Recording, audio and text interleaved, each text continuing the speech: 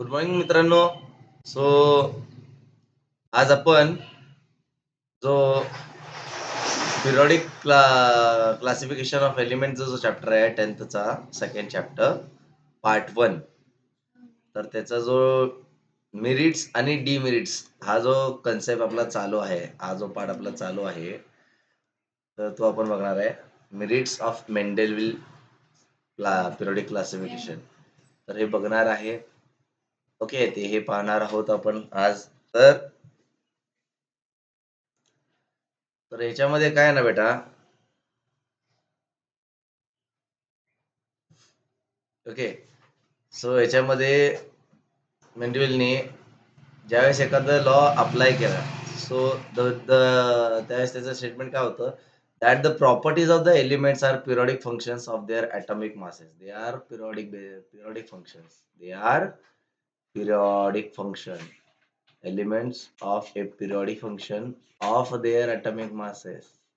बरं का, to all known elements. To all known elements म्हणजे प्रत्येक एलिमेंट जे मेंडेविलच्या पिरियडिक टेबलमध्ये ठेवलेला आहे, तो तिथेच बसेल असं नाही आहे. उद्या जे समजा फॉर एक्झाम्पलसाठी बोरॉन बोरॉन हा एलिमेंट सापडलाय, त्याचा ॲटॉमिक मास नंबर XYZ काही का असेना, तर तो बोरॉन ज्या वेळेस त्या बोरॉनचा जर ॲटॉमिक मासपेक्षाही कमी ॲटॉमिक मास चा एक एलिमेंट जर सापडला असेल, तर तो काय होणार, पुढच्या सेलला शिफ्ट होणार त्याच्याच ग्रुपच्या. इथे लक्षात, आणि तिथं तो नवीन एलिमेंट रिप्लेस होणार. हा, सो हे पिरियडिक फंक्शन आहे. मेंडेविल arranged the elements with thought that the information available till then was not a final but it could change. आता जसं म्हणलो मी, तो फायनल नाही आहे, तो चेंज होऊ शकतो. As a result of this, Mendeleev's periodic table demonstrates the following merits. बरं का, तर हे काय केलं त्यांनी, पुढं हे मेरिट्स आहेत म्हणून हायलाइट केलं. आता बेटा, हा जो स्टेटमेंट आहे, बरं का, हे तुम्हाला तुमच्या 10thच्या एक्झामिनेशनसाठी खूप इम्पॉर्टंट आहे. त्याचबरोबर MPSCचा मेन्स आणि UPSCचा मेन्स पेपर जो आहे, त्याच्या संदर्भात हे इम्पॉर्टंट पार्ट आहे. सो या दृष्टिकोनाने अभ्यास करा. पुढे atomic mass. Atomic masses of some elements were revised so as to give them a proper place in the modern periodic table in accordance with their properties. Okay, for example, the previously determined atomic mass of beryllium was 14.09, was changed to the correct value 9.4, and beryllium was placed before boron. Okay, मी boron हे just नाव टाकलं होतं बरं का. मला असं काही नाही की जस्ट नाव घेतलं आणि तिथं इथं एक्झाम्पल लग बाय चान्स आला, पण बोरॉनचं नाव. तर बोरॉनचं जे ॲटॉमिक मास आहे,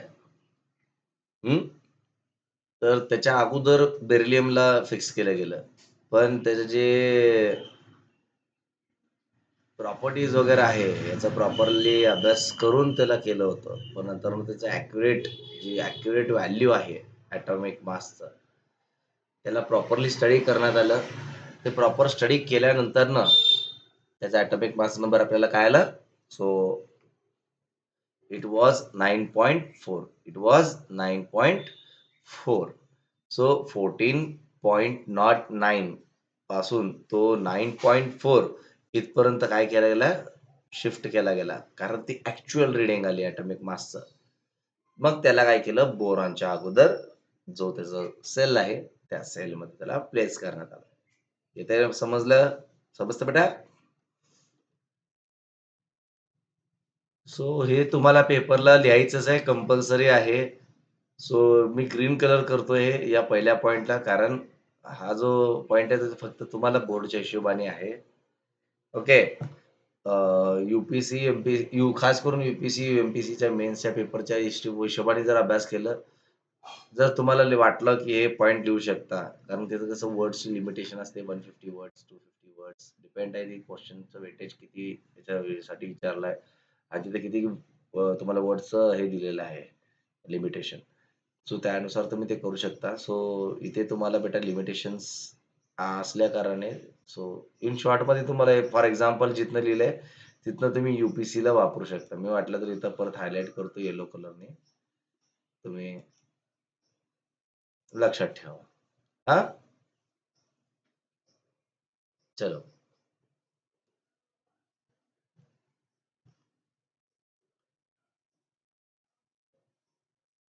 पण वाक्यामध्ये लिहायचं बेटा. हे एक्झाम्पल तुम्ही लिहू शकता, पण ते वाक्यामध्ये लिहिल्याशिवाय तुम्ही मेन्सला लिहू शकत नाही हे वाक्य. सेकंड काय आहे की Mendel kept vacant places in the periodic table for element not discovered till then.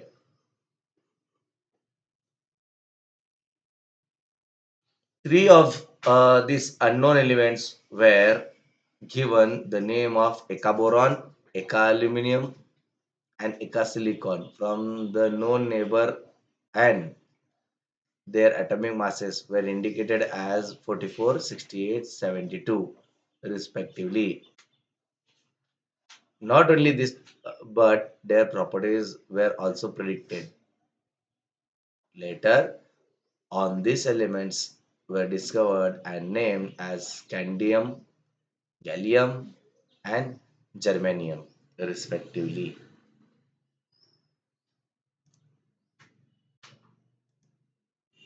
तर मेंडेवेलनी काय केलं, जसं he goes on further research, त्याला काही जागेमध्ये एम्प्टी सेल्स ठेवावे लागले त्याच्या मेंडेवेली ग्रुपच्या मॉडर्न पिरियोडिक टेबल मध्ये. बघा इथे तुम्ही या पेजला बघू शकता बेटा, थोडंसं बॅक करतो. आता बघा इथे तुम्हाला दिसत असेल की काही जागी एम्प्टी स्पेसेस आहेत ना, आहे, दिसतंय, दिसतंय का डॅश डॅश केलेलं दिसतंय. हा, सो हे जे डॅश केलेले आहेत ना बेटा, सो हे एम्प्टी स्पेसेस आहेत. सो हिअर वेन ज्यावेळेस ही सगळी डिस्कव्हरी झाली, कोणता नोन एलिमेंट आहे तो तिथं प्लेस केला गेला. तो काय केला गेला, तो तिथे प्लेस केला गेला.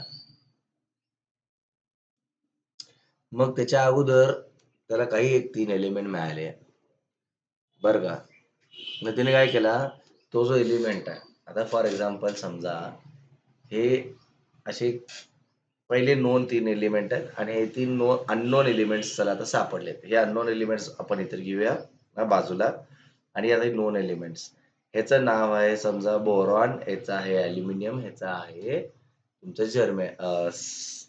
Silica silica silicon silicon. Okay. So त्यांनी नाव दिलं बेटा ह्याला. हा पहिला जो सापडला होता नोन, ओके, हा नोन जो सापडला, तर हा प्रॉपर्टीज आणि त्याचं ॲटॉमिक मास नंबर जे आहे हे आपल्या बोरॉन सारखं दाखवत होता, मॅच होता. त्यामुळे त्याला नाव दिलं एका बोरॉन, म्हणून त्याला बोरा नंतरनं शिफ्ट केलं. ओके. त्यानंतरनं जो सापडला एका अल्युमिनियम, का तो एका अल्युमिनियम त्याला नाव दिलं, कारण तो अल्युमिनियमचे जवळजवळ प्रॉपर्टीज दाखवत होता, फिजिकल अँड केमिकल, आणि त्याचा ॲटॉमिक मास, म्हणून त्याला एका अल्युमिनियम म्हणले. नंतर ना एका सिलिकॉन, मग त्याला इथं असं प्लेस केलं. असं तिघांना त्याने काय केलं, त्याच्या पुढं प्लेस करत गेला. समजतंय? चलो, व्हेरी गुड. फॉर एक्झाम्पल साठी मी इथे दाखवतो बघा बेटा. हे समजा हे आपल्याला नोन आहेत, हे 3 एलिमेंट. हे बोरॉन आहे बर का, हा तुमचा अल्युमिनियम आहे, हा तुमचा सिलिका आहे. तर असं बास तयार झाला. हा, तर यालाच असे काही फिजिकल केमिकल प्रॉपर्टीचे एलिमेंट त्याला सापडले जे इक्विव्हॅलंट दाखवत आहेत, सेम दाखवत आहेत. तिने असं याला प्लेस केला. मग ह्याला तिने म्हणला एका boron,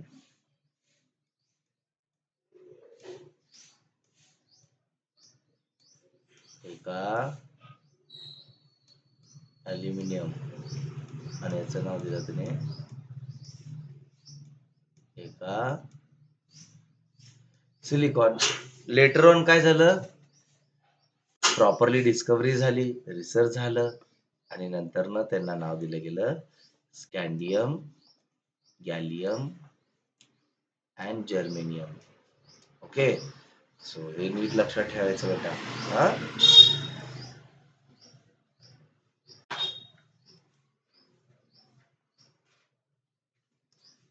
the properties of this element matched well with those predicted by Mendeleev. बरं का, तर एक्झॅक्ट मॅच कर त्याला, प्रिडिक्ट केल्याप्रमाणे मेंडेलने जसं प्रिडिक्ट केलं तर एक्झॅक्ट मॅच करत काय त्याची प्रॉपर्टीजला पुढे मेन्शन करतील. सो आता इथे तुम्हाला खाली टेबल दिलंय, त्याच्यामध्ये मेंडेलने प्रिडिक्टेड केलेले जे आहेत आणि त्याला लगेच पुढे जाऊन प्रूव्ह केलेले आहेत ते आपण बघूया. आता इथं बघा बेटा, इथं एका ॲल्युमिनियम दिलेलं आहे, एका ॲल्युमिनियम जी मेंडेलीचं प्रिडिक्शन आहे. ओके, जो की ऍक्च्युअल काय आहे हो, तो आहे गॅलिलियम. तो काय आहे, गॅलिलियम आहे बेटा. हा, आणि नीट लक्षात ठेवा, हा गॅलिलियम आहे तो. सो ऍटॉमिक मासेस किती आहे त्याचं, मेंडेलने प्रिडिक्टेड केलेलं 68. इथे किती आलाय, 69.07. बेटा त्यावेळेस असे इन्स्ट्रुमेंट नव्हते परफेक्ट की ते असं करायचं, करता आलं असतं.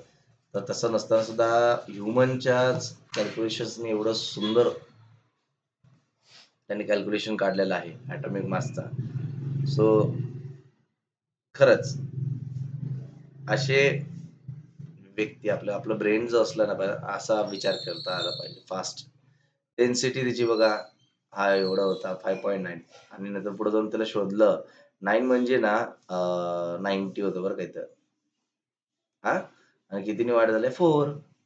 बघ किती किती जवळ आणलंय तिने. हा, 5.94. मेल्टिंग पॉइंट काय आहे, त्याला वाटलं की लो असेल, जास्त नसणार आहे, बट त्याला मेल्टिंग पॉइंट काय बेटा 30.2 डिग्री. क्लोराईड त्याचा फॉर्म्युला काय, एका क्लोराईड असं त्याला दिला. मग हा पुढं जाऊन त्याला ते एका एका जो आहे ना, हा ई, कारण याच्यात क्लोराईडची जी प्रॉपर्टीज आहेत ना ते त्याला दिसत होते. ओके, त्यामुळे त्यांनी त्याला नाव दिलं एका क्लोराईड, सॉरी एका ॲल्युमिनियम, सॉरी एका ॲल्युमिनियम.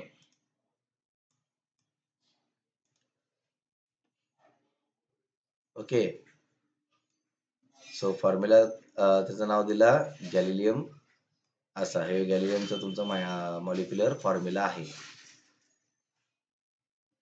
मग क्लोराईड बरोबर हे असं असोसिएशन असणार आहे, आणि ऑक्साईड बरोबर याचा फॉर्म्युला असा असणार आहे. हा, गॅलिलियम जर असोसिएशन बरोबर असेल तर गॅलिलियम क्लोराईड बनेल. गॅलिलियम जर ऑक्साईड बरोबर असेल तर बेटा तो गॅलिलियम ऑक्साईड बनवेल. ओके, काय बनवेल, ऑक्साईड. आणि नेचरच्या ऑक्साईड मध्ये जर सापडला तर ते ऍटमॉस्फेरिक ऑक्साईड बरोबर काय करतो, तुम्हाला सापडतो इथं सुद्धा काय, सॉरी एम्फोटेरिक ऑक्साईड, आणि हे पण काय तुमचा एम्फोटेरिक ऑक्साईड. ओके,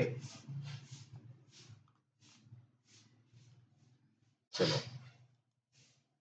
आता पुढे जाऊन त्याने काय केलं, थर्ड पॉइंट.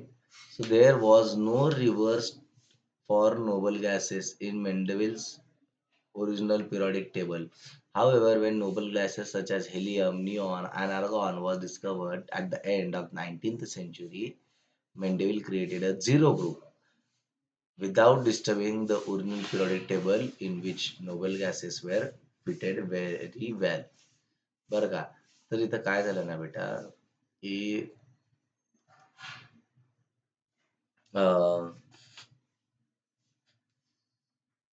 मेंडेविलने ज्या वेळेस त्याच्या मेंडेविलच्या पिरियडिक टेबलमध्ये ज्यावेळेस नोबेल गॅसेस त्याला डिस्कवर झाले बरं का, तर त्याला नोबेल गॅसेसला प्लेस करण्यासाठी कुठं जागा नव्हतं. त्याच्या टेबलमध्ये. मग ह्यानं काय केला, की आपण कोणत्याही एलिमेंटला आता डिस्टर्ब करायचं नाही. मग मी डिस्टर्ब न करता एक सेपरेट 0 ग्रुप म्हणून एक ग्रुपच क्रिएट केला. एक सेपरेट ग्रुप. त्या ग्रुपमध्ये काय केलं त्याने, हे सगळे गॅसेसचे एलिमेंट्स तिथं टाकून सोडला. ओके. सो लेटर 19th सेंच्युरीमध्ये याची डिस्कव्हरी होत गेली बेटा. हां. आणि त्या डिस्कव्हरीच्या नुसार काय होत गेले, त्या त्या नोबेल गॅसेसला त्या त्या ग्रुपमध्ये 0 ग्रुपमध्ये टाकत गेले. मग त्यात कोण होते बाबा, असे कोण गॅसेस होते का? फॉर एक्झाम्पलसाठी तुम्हाला लिहावं लागते. तर हे नावं लक्षात ठेवा. हेलियम, निऑन आणि आर्गॉन हे गॅस आपल्याला पहिले सापडले होते. बरं का? हे नावं नीट लक्षात ठेवा बेटा. हे तिन्ही नावं नीट लक्षात ठेवा. मेंडेविलच्या मेरिट्स मधले हे 3 नावं आहेत, जे 0 ग्रुप ज्यावेळेस क्रिएट केला त्यातले त्यावेळेस कोणते नॉन नोबेल गॅसेस त्याला सापडले.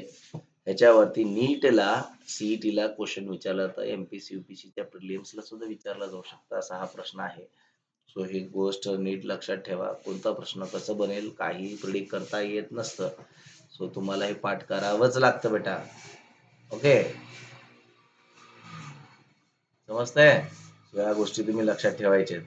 आता जसं बेटा मेरिट्स आहेत तसे त्याचे काही डिमेरिट्स सुद्धा आहेत. जसे काही मेरिट्स आहेत तसे त्याचे काही डिमेरिट्स सुद्धा आहेत. बघा,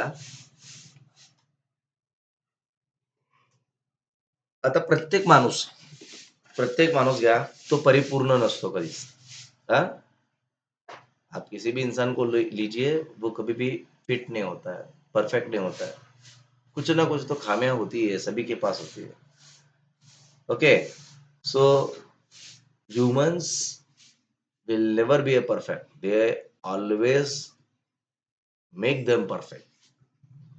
Okay, they try to make them perfect. कोई कभी परफेक्ट नहीं होता है उसके लाइफ में. सो यहाँ पे उसी तरह से जब से मेरिट्स निकले तो डिमेरिट्स भी निकलेंगे. अगर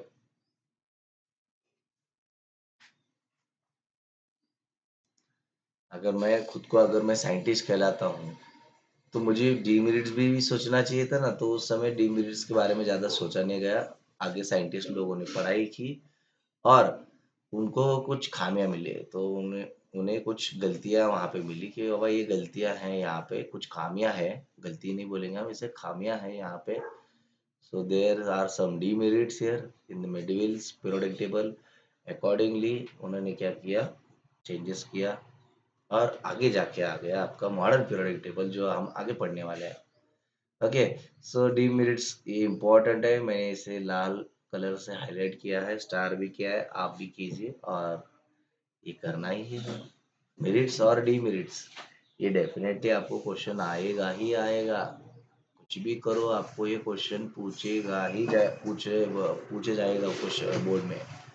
ओके, एक तो मेरिट्स पूछेंगे या फिर डीमेरिट्स. डेफिनेटली आप 5 साल के पेपर निकालो बेटा, पांचों के पांचों साल में आपको मेरिट्स और डीमेरिट्स के ऊपर एक सवाल मिलेगा ही मिलेगा.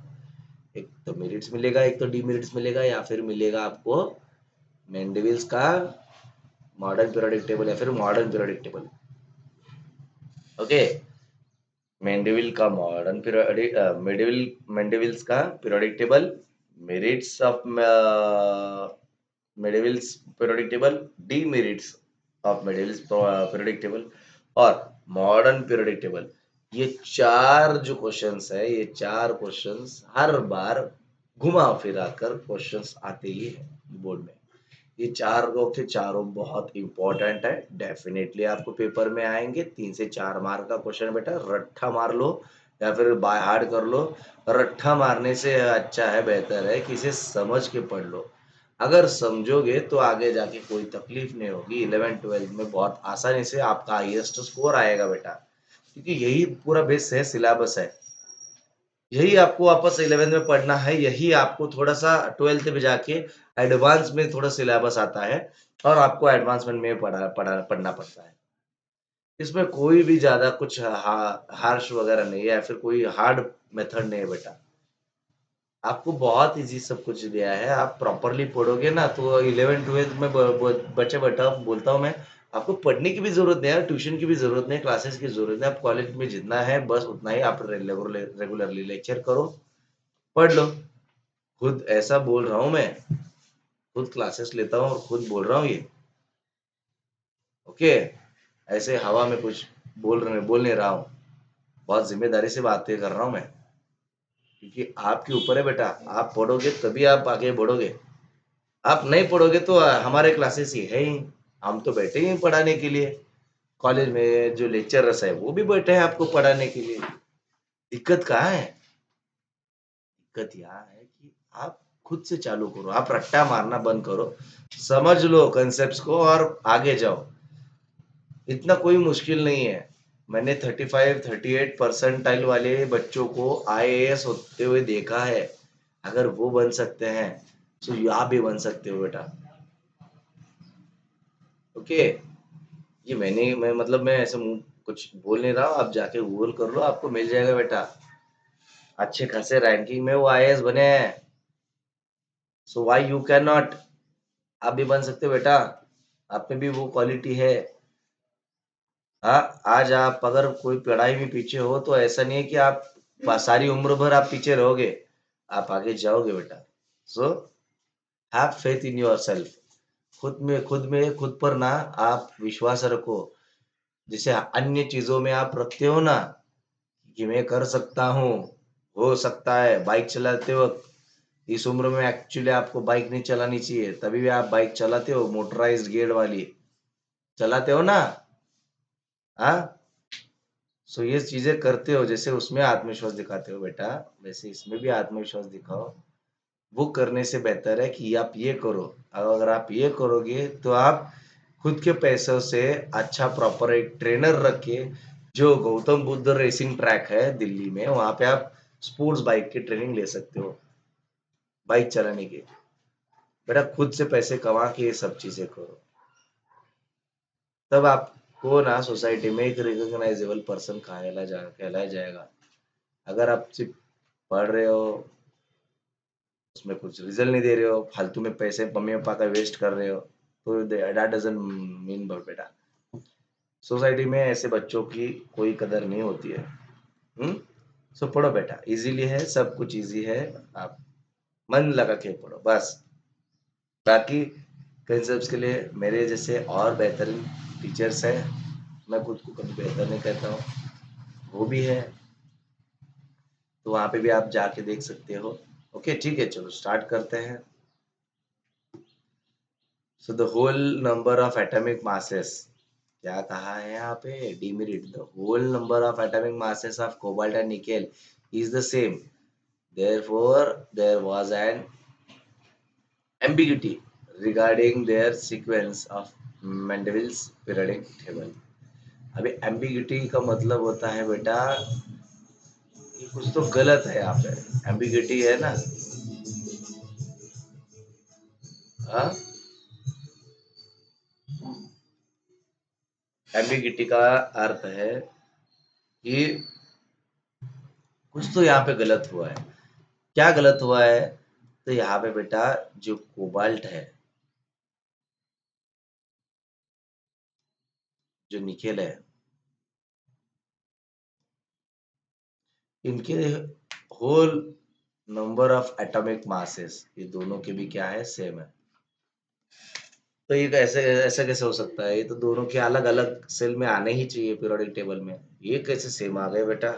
एक ही सेल में कैसे दोनों को रख लिया? हाँ,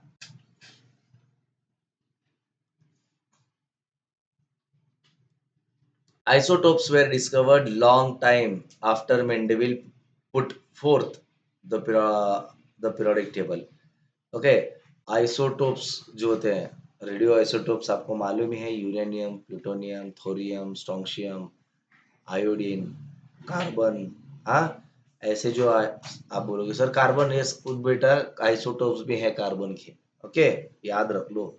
सर आयोडीन ये तो हम घर में खाते हैं सर, नमक होता है या सॉल्ट होता है सर। ऐसा नहीं है बेटा, उसके भी कुछ आइसोटोप्स हैं। ओके, याद रख लो। Okay, so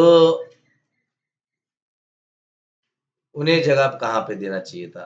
So as isotopes have been the same chemical properties but different atomic masses. उनकी अगर chemical properties अगर same है तभी भी उनके atomic masses अलग अलग है. So a challenge was posed in placing them in Mendele's periodic table. So उन्हें कहाँ पे रखा जाए यही सबसे बड़ी दुविधा वहाँ पे आ गई थी सबके सामने, साइंटिस्ट लोगों के सामने. तो इसकी वजह से ये एक डीमेरिट का इम्पोर्टेंट पॉइंट है, इसलिए इसको सेकंड में रखा है. So when elements were arranged in an increasing order of atomic masses, क्या है? When elements are arranged in increasing order of atomic masses, the rise in atomic mass does not appear to be uniform. So अभी for example, जैसे कि अभी for समझ लो कि मेरे पास एक 11 एलिमेंट है, हाँ? मेरे पास एक 11 एलिमेंट है. तो ये 11 एलिमेंट मुझे जो मिले हैं, तो मैं इनका जो एटॉमिक मास नंबर है तो मैं कैसे रखूंगा? इंक्रीजिंग ऑर्डर में 1 2 3 4 5 6 7 8 9 10 और 11 ऐसे रखूंगा. बट यहाँ पे क्या हो गया कि अनइवन पैटर्न दिखने लगा, जैसे कि 1 2 3 7 8 9 15 14 21 24 27 ये अनइवन पैटर्न मिलने लगा वहां पे. तो सबने बोला कि अगर ये इंक्रीजिंग ऑर्डर है तो ये सीक्वेंशियल क्यों नहीं है? Okay, so it was not possible therefore to predict how many elements could be discovered between two heavy elements. So आगे जाके कितने एलिमेंट्स हमें ऐसे मिलेंगे जो दो हेवी एलिमेंट्स के बीच में भी आ सकता है, वहां पे उसको प्लेस करना पड़ेगा. करेक्ट है, पर मेंडेविल तो बोल रहे कि यहीं पे फिक्स है. हाँ, तो ये तो नहीं कर सकते हम. हाँ,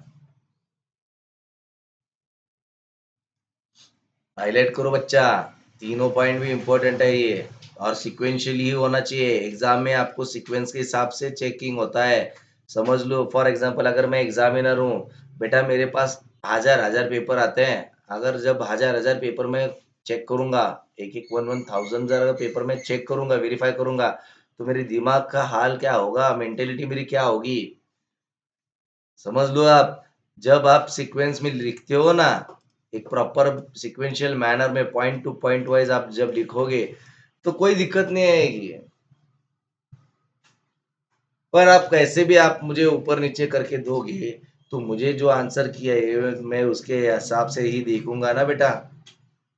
हाँ, अगर आपने लिखा है ठीक है, वेल एंड गुड, आपने सभी पॉइंट्स कवर किए सर, तभी भी मेरे मार्क कटे.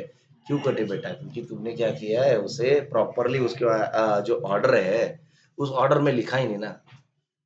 तो आप बोलोगे सर ऑर्डर मैटर भी करता है क्या? ये कैसे नहीं मैटर करेगा बेटा? बोर्ड ने खुद ही ये ऑर्डर बनाए हैं, क्योंकि बोर्ड के पास ये ऑर्डर कहाँ से आया? क्योंकि उसने वो रूल ही बनाया था.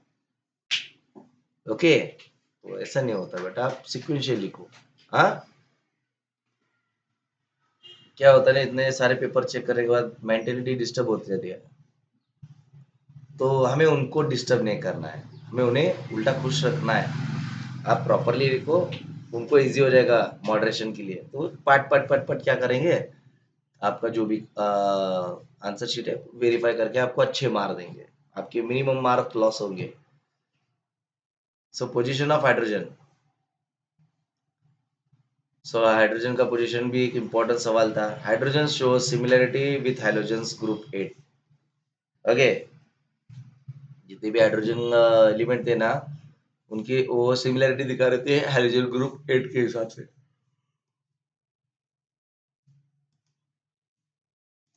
For the example, the molecular formula of hydrogen is H2. Hydrogen का मॉलिक्यूलर फॉर्मूला हम सभी को मालूम है कि वो H2 है. While the molecular formula of fluorine and chlorine is F2 and Cl2. Fluorine का कितना है बेटा? फ्लोरीन का है, मैं इसको थोड़ा सा मतलब बहुत येलो कलर हो गया तो इसलिए मैं अभी ग्रीन कलर कर रहा हूँ. आप ऐसा मत समझो कि ये इम्पोर्टेंट नहीं है, ये इम्पोर्टेंट है हर एक एग्जामिनेशन के हिसाब से. Okay, but this is the theoretical part है। 10th और 12th के हिसाब से भी इम्पोर्टेंट है। थियोरटिकल आपके पेपर्स रहेंगे। नीट सीईटी के लिए डीमेरिट्स इम्पोर्टेंट नहीं है। ये फोर्थ वाला पॉइंट इम्पोर्टेंट नहीं है। ये आपको एमपीसी यूपीसी के मेंस के पेपर के हिसाब से इम्पोर्टेंट है। चलो आगे निकलते हैं। सो जो फ्लोरीन है वो भी F2 दिखा रहा है। क्लोरीन है ये तो भी Cl2 दिखा रहा है। और जो हाइड्रोजन है वो भी H2 दिखा रहा है। तो ये ऐसे सिमिलैरिटी दिख रही रहती है वहां पे। हाँ, in the same way there is a similarity in the chemicals properties of hydrogen and alkalis. Okay, alkali metals of group 1. तो यहाँ पे अल्कली मेटल जो है ना उनसे भी क्या हो गया, कुछ सिमिलरिटीज मैच हो रही थी। हाँ, हाइड्रोजन की क्या थे similarities? So these similarities in the molecular formula of the compounds of hydrogen alkali metals, that is sodium, potassium, etc., formed by the chlorine and oxygen. On considering the above properties, it cannot be decided whether the correct position of hydrogen is in the group of alkali metals of group 1 or on the group of halogens at group 8. तो यहाँ पे क्या हो गया ना बेटा,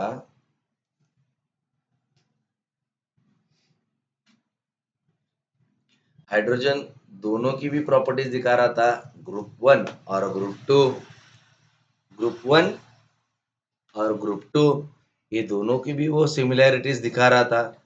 तो ये सिमिलैरिटीज की वजह से हाइड्रोजन को किस ग्रुप में रखा जाए, ग्रुप 1 में रखा जाए या फिर ग्रुप 8 पे रखा जाए, ये बहुत बड़ा कंफ्यूजन था। ओके, क्योंकि वो दोनों के साथ भी रिएक्शन दिखा रहा था और दोनों के साथ मतलब ग्रुप 8 के साथ, ग्रुप 1 के साथ तो रिएक्शन हो रहा था with the help of sodium and potassium. और यहाँ पे क्या हो रहा है कि जो आपका ये है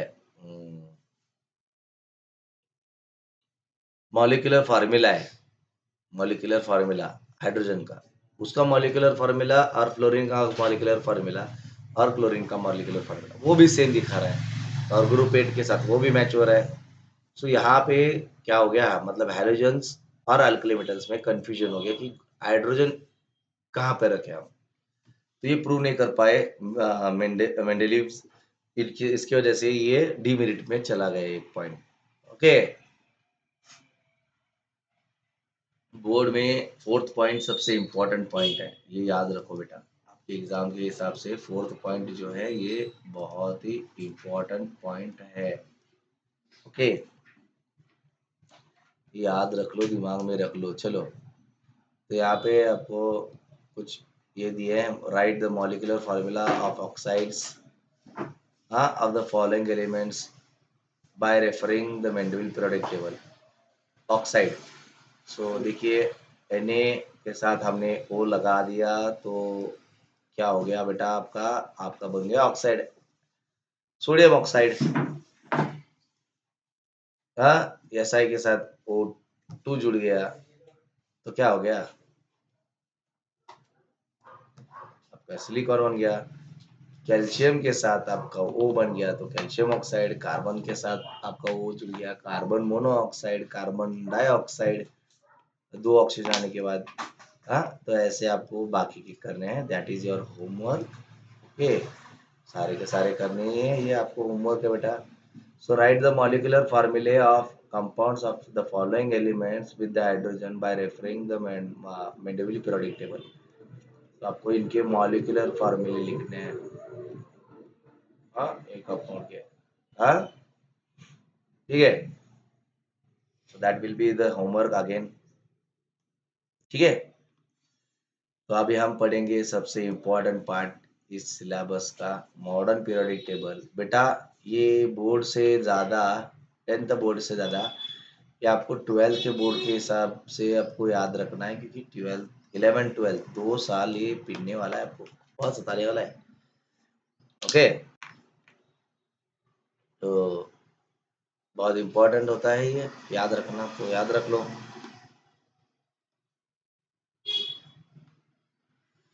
चलो, so modern periodic table, modern periodic law बेटा टेबल नहीं है, अभी भी लॉ है, याद रख लो।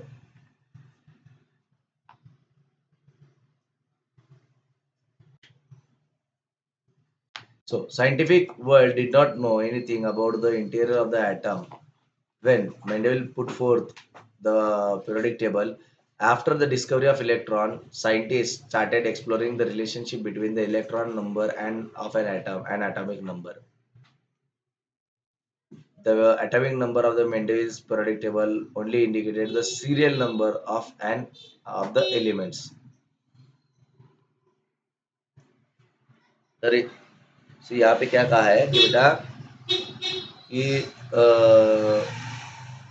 जैसे साइंटिफिक वर्ल्ड में ना जो एटम होता है उसके इंटीरियर के अंदर क्या है कैसा है, हाँ एलिमेंट के एटम के अंदर का जो एलिमेंट है वो कैसे है, वो तो अननोन था। सो जैसे आगे जाके साइंटिस्ट ने डिस्कवर किया इलेक्ट्रॉन, तो उनमें इंटरेस्ट जगा कि हाँ वो कुछ तो है अंदर। सो इनका रिलेशनशिप का स्टडी किया गया। तो electron number of an atom, मतलब एक एटम में कितने इलेक्ट्रॉन्स हैं। फॉर एग्जांपल के लिए आप देखो, यहाँ पे मैं एक इमेज बना रहा हूँ बेटा।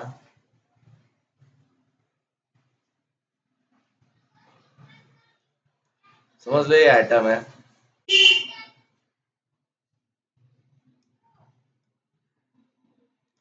और ये इसका क्या है, ऑर्बिट है या फिर शेल है।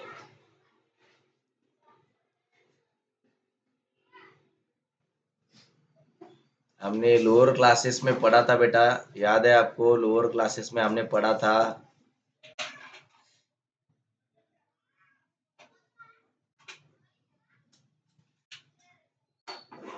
हाँ,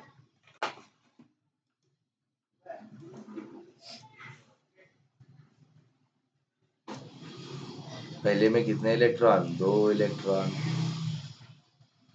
बाद में कितने होते हैं बेटा, एक इलेक्ट्रॉन।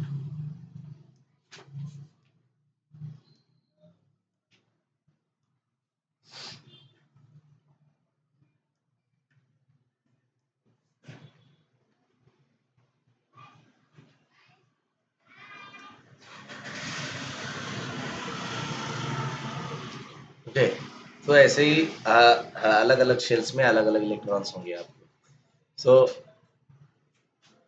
ये इलेक्ट्रॉन्स जो है ना बेटा, ये electron number of an atom और उनका एटॉमिक नंबर। हाँ, ये एक एटम में कितने इलेक्ट्रॉन है और उनका atomic number. Okay, atomic number, तो इसका क्या किया गया, स्टडी किया गया। ओके, हाँ, ये पॉइंट ऐसे याद रख लो।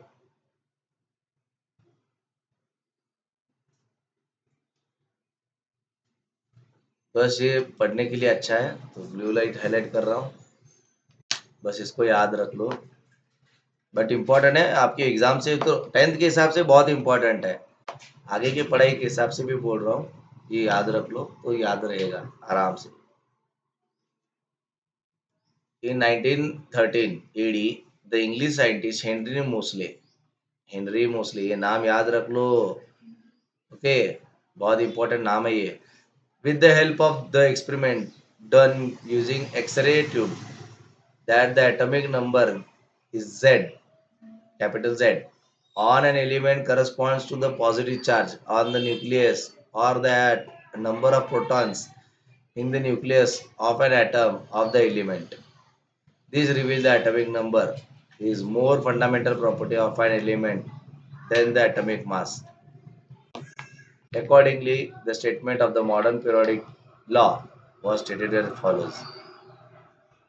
So, properties of an element are a periodic functions. Properties of an element are a periodic functions of their atomic number. Of their atomic number. तो ये ऐसे कहा गया कि हेनरी मोसले नाम के एक साइंटिस्ट थे, वे जब आए 1913 में, 1913 एडी। ओके, सो उस ड्यूरेशन में क्या हो गया कि उन्होंने एक एक्सरे ट्यूब का एक्सपेरिमेंट किया एक एलिमेंट के ऊपर। तो जैसे उन्होंने एक्सरे ट्यूब से एक्सरे को बम्बार्ड किया एक एलिमेंट के ऊपर, तो बम्बार्ड करते ही उन्हें यह पता चला कि किसी भी एलिमेंट के अंदर होता है एक एटॉमिक नंबर। क्या होता है? होता है एक एटॉमिक नंबर। और ये एटॉमिक नंबर होता है बहुत ही इंपॉर्टेंट देन द आपका जो एटॉमिक मास है।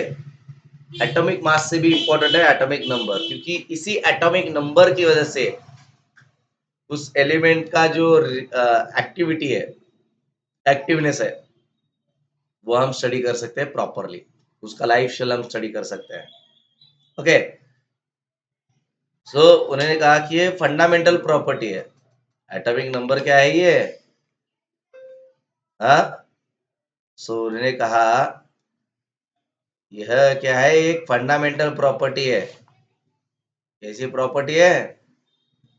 फंडामेंटल प्रॉपर्टी है, फंडामेंटल। सो जो भी एटम है वो उसके कहाँ पे रहेगा? जो भी एटम है वो कहाँ पे रहेगा बेटा? वो रहेगा यहाँ पे। यहाँ पे जो दिख रहा है, ये दिख रहा है आपको सेंटर में लाल। सो यहाँ पे रहेगा आपका न्यूक्लियस। किसी भी एलिमेंट का क्या रहता है? न्यूक्लियस।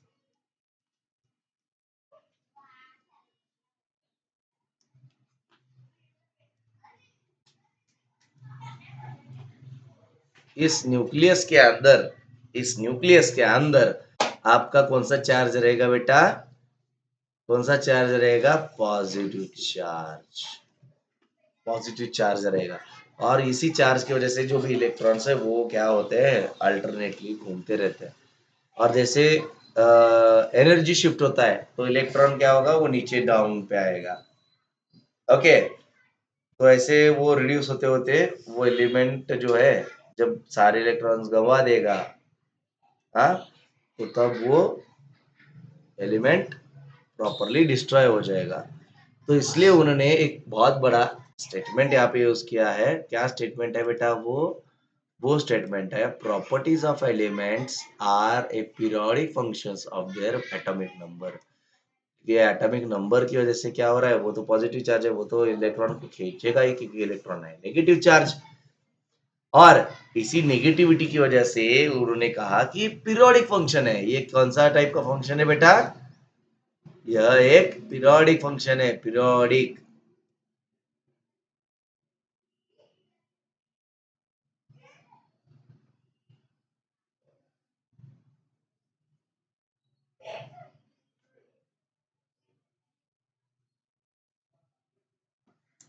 यह एक पीरियोडिक फंक्शन है, okay, of their atomic number. याद रख लो अभी अभी।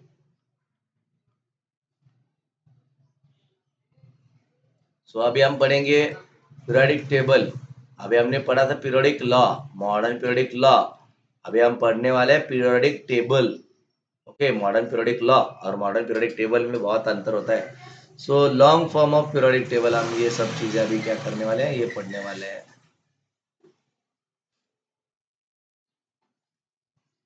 So the classification of the element resulting from an arrangement of the element in the increasing order of their atomic numbers is the modern periodic table. The numbers of the elements can be predicted more accurately with the help of modern periodic table formed by the basis of the atomic numbers. The modern periodic table is also called as long form of periodic table. इसे क्या कहते हैं हम? Long form of periodic table. क्योंकि long form क्यों कहते हैं? क्योंकि जो बेटे जो अलग अलग अलग एलिमेंट्स है ना, जो अभी अननोन है, अगर तुम डिफाइन करोगे उसे, तो डिस्कवर करोगे उसे, प्रॉपरली डिफाइन करोगे, तो आपका भी एलिमेंट उस पीरियोडिक टेबल में आना चाहिए, नहीं चाहिए? आपको भी इच्छा होती है ना कि मेरा भी एलिमेंट उस पीरियोडिक टेबल में आना चाहिए। तो इसलिए इसे मॉडर्न पीरियोडिक टेबल कहा जाता है और ये लॉन्ग फॉर्म है।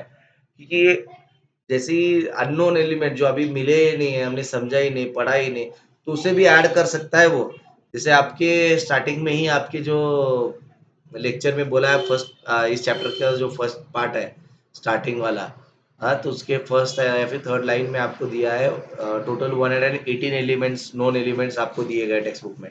बट देखा जाए तो मोर देन 250 मैंने प्लस बोला था एलिमेंट्स जो अभी भी क्या है, नोन है। सो ये नोन एलिमेंट्स का आपको क्या किया है, इंफॉर्मेशन आपको दिया गया नहीं है, तो इसका मतलब वो है नहीं, ऐसा होता है क्या? वो नहीं है कि बेटा ये एलिमेंट्स है, वो एलिमेंट्स एक्चुअली प्रेजेंट है। ओके, याद आ रहा है, समझ में आ रहा है? हाँ, चलो, वेरी गुड। सो उन्होंने क्या कहा है कि ये एटॉमिक नंबर जैसे इंक्रीज होगा, तो एटॉमिक नंबर के हिसाब से हम मॉडर्न पीरियोडिक टेबल में उस एलिमेंट के प्रॉपर्टीज को स्टडी करके उसे प्रॉपरली मॉडर्न पीरियोडिक टेबल में प्लेस किया जाएगा, but on the basis of atomic number. Okay, देखिए यहाँ पे मैं हाईलाइट कर रहा हूँ, ये इस टेबल का सब, ये इस पार्ट का सबसे इम्पोर्टेंट स्टेटमेंट है, और इसी वजह से इसे कहा जाता है कि ये मॉडर्न पीरियोडिक टेबल को लॉन्ग फॉर्म पीरियोडिक टेबल भी कहा जाता है। तो आपको क्वेश्चन बोर्ड के लिए, बोर्ड में क्वेश्चन ऐसे भी आ सकता है, describe the modern periodic table और explain the modern periodic table, और explain the long form of the periodic table, explain the long form of the periodic table, or describe the long form of the periodic table। ऐसे आपको question घुमा फिरा के आपको paper में आ सकता है, so be ready.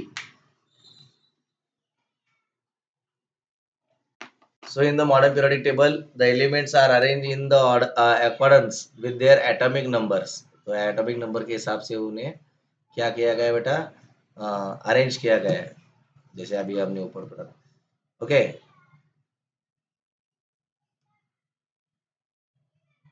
as a result, the most of the drawbacks of Mendeleev's periodic table appear to be removed। Okay, तो जो भी ड्रॉबैक्स है मेंडेलिव्स के, तो उसकी वजह से वो मेजरली उसका पीरियोडिक टेबल जो है, मेंडेलिव सर का जो पीरियोडिक टेबल है वो निकाल दिया गया। However, the ambiguity about position of hydrogen is not removed even the modern even in the periodic table, even in the modern periodic। जो हाइड्रोजन की जो एम्बिगिटी है, जो प्रॉब्लम आ रहा था कि वो हाइड्रोजन और अल्कली मेटल्स के साथ रिएक्ट करके कुछ अलग दिखा रहा है, हाँ, तो उसको कहाँ पे प्लेस किया जाए मॉडर्न पीरियोडिक टेबल में, तो ये अभी भी क्वेश्चन था बेटा,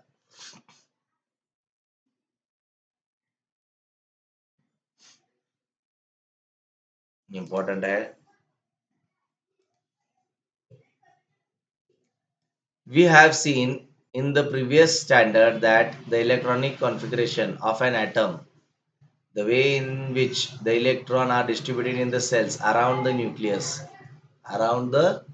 nucleus is determined the total electron numbers in it, and the total number of electron of an atom is the same of atomic number।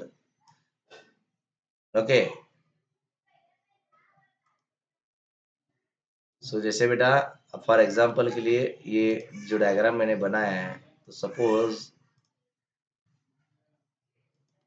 सोचो कि इस एटम, इस न्यूक्लियस में जो एटॉमिक नंबर है ये 12 है। ओके, सो इसमें इलेक्ट्रॉन भी कितने होंगे, 12 ही होंगे। जितना एटॉमिक नंबर उतने ही इलेक्ट्रॉन्स उसके शेल में रहेंगे। हाँ, ये याद रख लो। हाँ, इसे आपको याद ही रखना है ये स्टेटमेंट को, इसलिए मैंने इसे हाईलाइट किया रेड कलर में, क्योंकि यही स्टेटमेंट वापस 11 12 में भी आएगा, और यही आपको स्टेटमेंट एमपीसी यूपीसी में भी लिखना है।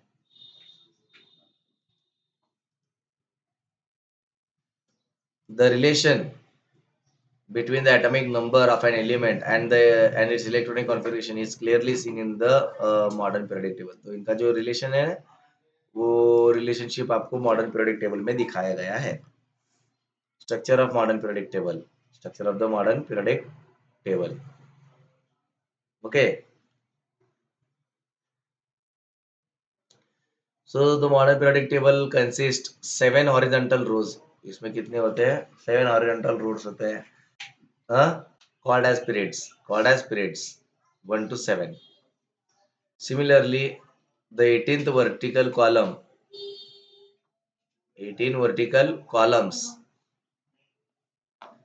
in this table are called as groups from group 1 to group 18। Okay, so the arrangement of the periods and the groups result in the formation of the boxes. Atomic numbers are serially indicated in the upper part of the boxes. Each box corresponds to the place of one element.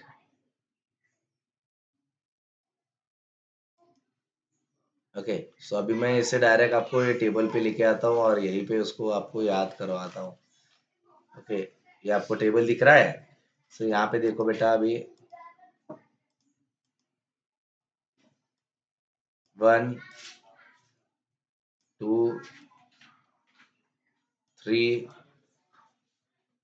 4 5 6 7 हो गए 7 रोज. तो ये सभी के सभी जो रोज है ये इस डायरेक्शन में जा रहे हैं, इस डायरेक्शन में जा रहे हैं. ये सभी के सभी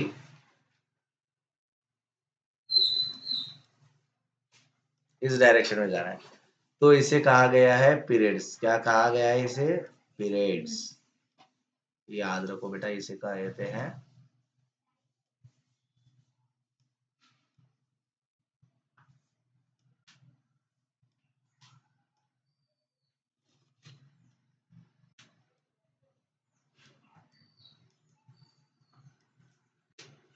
पीरियड्स. और आपको 18 कॉलम दिख रहे हैं. देखिए यहाँ पे 1 लिखा है, 2 लिखा है, 3 लिखा है, 4 लिखा है, 5 6 7, ये 18 तक है. दिख रहा है 18 तक. अरे सब कैसे है बेटा? ये वर्टिकल है और ये जो रोज है, ये जो रोज है ये है आपकी हॉरिजॉन्टल. और इसके जैसे बन रहे बीच में बॉक्सेस. करेक्ट है? हाँ, ठीक है. यहाँ तक तो कोई दिक्कत नहीं है ना बेटा? हाँ, समझ में आ रहा है? ओके, तो इन्हें कहा गया है ग्रुप्स. इन्हें क्या कहा गया है?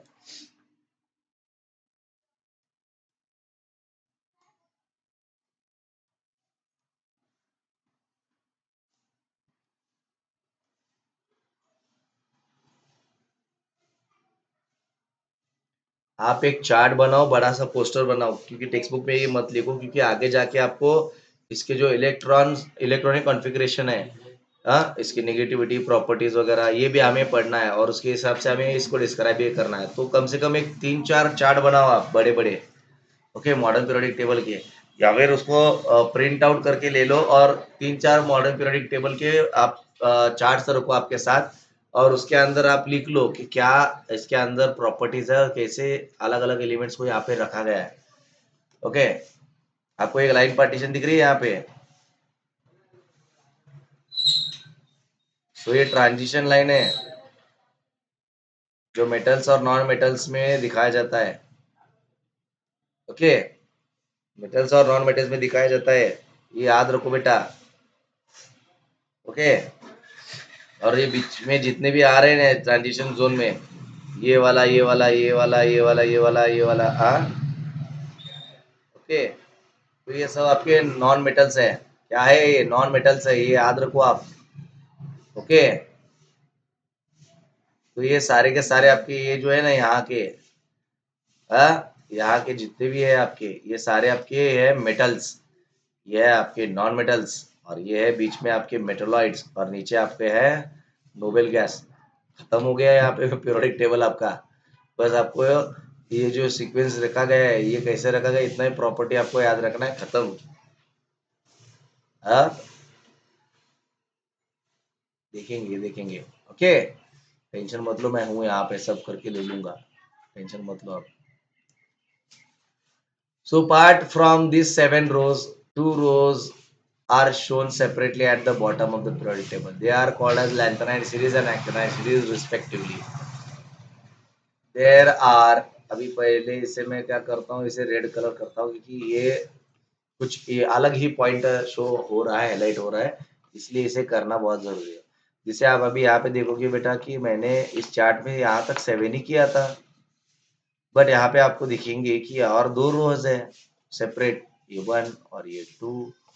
ओके, सो ये होता है लैंथेडियम. लैंथेनियम से होता है स्टार्ट और ये एक्टिनियम से स्टार्ट होता है, इसीलिए इसे कहा जाता है लैंथेनाइड सीरीज, इसे कहा जाता है एक्टिनाइड सीरीज। और इसको सिंबल जो है दिया गया है बेटा लैंथेनाइड को, ये है स्टार, और जो एक्टिनाइड है इसे दिया गया है हैशटैग। ओके, ये याद रखना है, ये छोटी छोटी चीजें होते हैं, बहुत इंपॉर्टेंट होते हैं, वैल्यूएबल इंफॉर्मेशन होता है ये बेटा। आप ये करोगे ना तो हजार नहीं लाख स्टूडेंट में से आप एक बच्चा कहलाओगे कि ये बच्चों ने क्या पढ़ाई किया है यार, प्रॉपर डायग्राम दे बनाया है। आप अंदर के जो एलिमेंट्स है वो ना लिखो, कोई दिक्कत नहीं, कोई दिक्कत नहीं बेटा, बट आप ये सिंबल जब बनाते हो ना तो हमें अंदर से खुशी झलकती है बाबा कि क्या है बच्चे ने कितना मेहनत लिया, हम खुशी से मार देते हैं बेटा। आगे स्ट्रिक्टली पेपर नहीं चेक करते हैं कि बच्चे ने मेहनत लिया, हमको क्लियरली दिख रहा है, विजिबल हो रहा है ये, हम आंख बंद करके मार दे देते हैं, चलो बाबा ये बच्चे को मेहनत दिख रहा है पूरा, दे देते हैं, प्रेजेंटेशन अच्छा है बच्चे का, क्यों उसका नुकसान हो जाए। तो आप सोचोगे कि हम नुकसान कर रहे हैं बेटा, नहीं बेटा, जिसकी जितनी मेहनत उतने ही उसके मार्क होते बेटा, ये याद रखो। आप जितना ज्यादा अच्छा मेहनत लोगे, जितना अच्छा प्रेजेंटेशन पे फोकस करोगे, जितना अच्छा आपकी क्वालिटी राइटिंग होगी, उतने आपको अच्छे मार्क मिलेंगे बेटा। ओके, ये आपका हक है। तो हक कब मिलेगा, जब आप प्रॉपरली ये सब करोगे, मेहनत लोगे, तभी आपको मिलेगा आपका हक। आप बिना मेहनत के आप पूछ रहे हो क्या सर मुझे मिलना चाहिए यार, ऐसा थोड़ी ना होता है बेटा। उसे इतने अच्छे मार्क मिले क्योंकि उसने मेहनत ली है, आपने उतनी नहीं की है। हाँ, आपको लगता है कि बाबा नहीं, हाँ मैंने थोड़ी बहुत मेहनत की और उसे बड़ा चढ़ा कर बढ़ा देते थे पेरेंट्स को कि मैंने बहुत लिया था, कम किया, कम मार्क मिले, ऐसा हो ही नहीं सकता, रोना धोना नहीं होता बेटा, मेहनत लेना ही होता है। सक्सेस ऑलवेज आस्क आपका त्याग। ओके, सक्सेस क्या है कि आपका त्याग मांगता है, और त्याग आपकी मेहनत से बनता है। याद रखो, आपकी जितनी भी बुराई चीजें वो छोड़ देनी होती है, उसका त्याग देना होता है, बलिदान देना होता है, तब जाके आप कुछ बन सकते हो बेटा, बाकी आपके ऊपर है।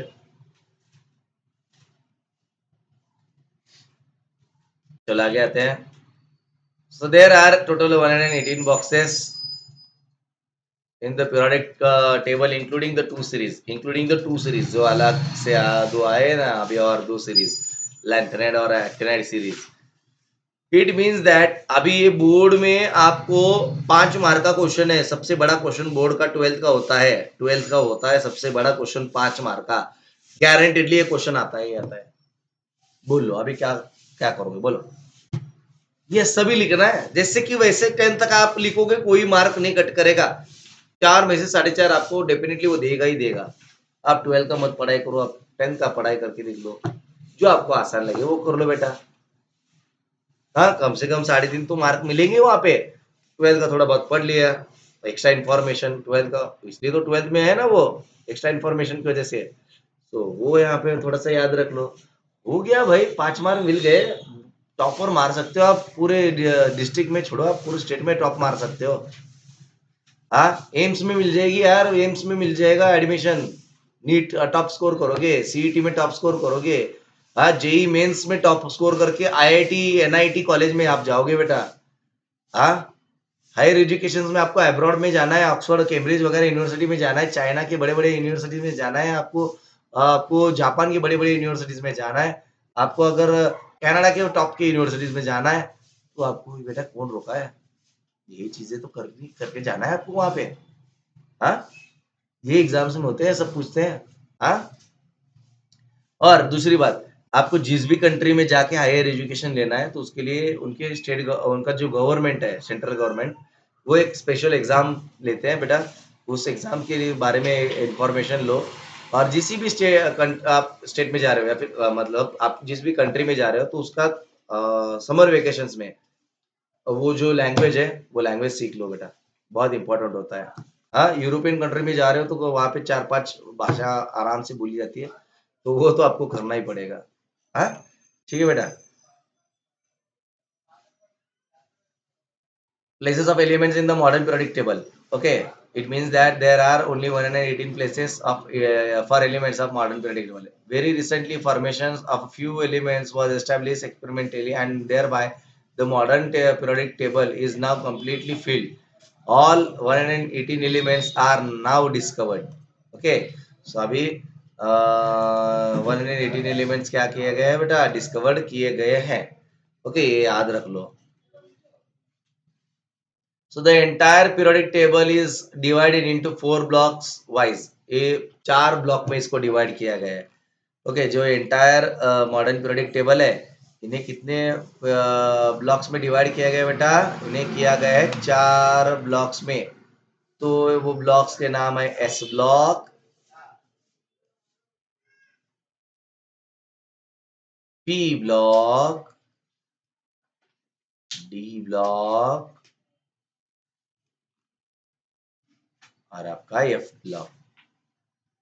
एफ ब्लॉक में आपके सभी क्या है बेटा? Noble gas.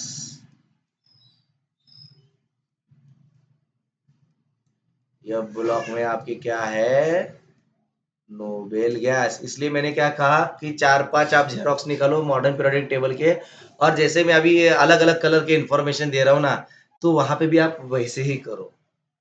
आप एक ही पूरे चार्ट में सब डालोगे ना तो फिर मिश्र हो जाएगा बेटा, अच्छा नहीं दिखेगा. आपको पढ़ाई करते हुए इंटरेस्ट नहीं आएगा. आप सेग्रीगेट करके अलग अलग रखोगे ना तो आपको लिंक रहेगा पैटर्न के wise. Okay,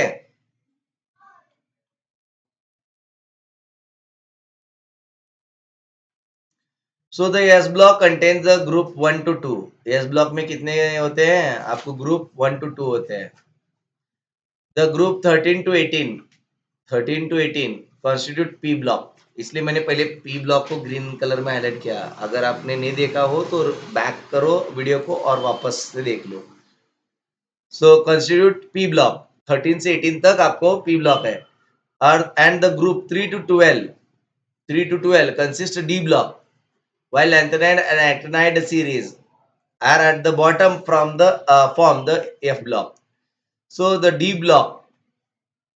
block elements are called transition element. मैंने वो आपको zigzag line बताया था ना, देखा ये zigzag line can be drawn in P block in the periodic table. P block में आपको क्या है बेटा? D block ये ट्रांजिशन एलिमेंट दिखाता है और P block के बाजू में उसे zigzag line के पैटर्न में ड्रॉ किया जाता है. There are 3 traditional types of elements clearly shown in the modern periodic table with the help of zigzag line. The metalloids elements lie along the border of zigzag line.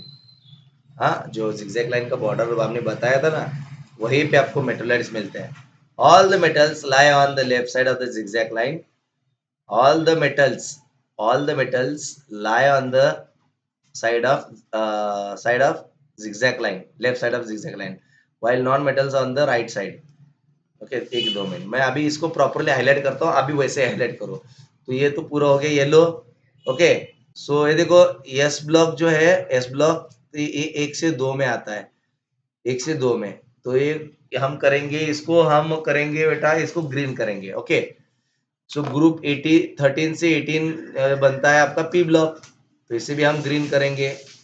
तो groups पढ़ने के लिए हमने लिखा group colour में, तो आपको colour में ही दूंगा बेटा, तो आपको याद अच्छी तरह से हो जाएगा.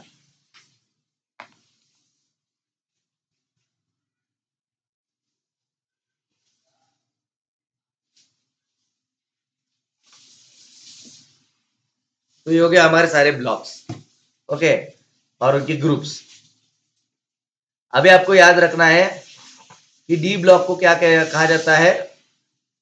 Transition element. तो इसे मैं अभी हाईलाइट करूंगा रेड कलर से. ओके, आपके पास रेड कलर ना हो तो आप पिंक कलर का इस्तेमाल करो. जब येलो के साथ मिक्स होगा तो थोड़ा सा वो येलो कलर आपका रेड कलर बनाएगा. ओके, जिगजैग लाइन बनाएगा. हाँ, डी ब्लॉक को क्या कहा जाता है? Transition element. A zigzag line can be drawn from the P block. ये हम वापस से रेड कर देंगे. ओके, सो यहाँ पे देखिए the metalloids of an elements lie along the border of zigzag line, and all metals lie on left side and all non-metals lie on right side. इसे भी मैं रेड कलर ही करूंगा। ओके, सो ऐसे आपको याद रखना है बेटा। हाँ, ठीक है। ग्रुप्स को हमने कर दिया ग्रीन, बाकी का सब येलो था। नॉर्मल जो सेंटेंस है, जो इम्पोर्टेंट सेंटेंस है, येलो है। उससे इम्पोर्टेंट जो है वो ग्रीन में है, और उससे भी इम्पोर्टेंट आपके रेड कलर में है। देखो ये सीरीज आपको याद रख लो। अभी डायरेक्ट मैं आपको ग्रुप ये यहाँ पे लेके आता हूँ बेटा, टेबल पे लेके आता हूँ। यहाँ पे देखिए, अभी देखिए मैंने यहाँ पे रेड कलर बनाया, ये ट्रांजिशन एलिमेंट में। ओके, तो वापस मैं रेड कलर लेता हूँ यहाँ पे। तो ये जो अभी मैं यहाँ पे एक स्ट्रेट लाइन बनाऊंगा, ये सभी के सभी आपके क्या है ये बेटा, ये आपके मेटोलॉइड्स है। क्या है ये मेटोलॉइड्स है। क्या है?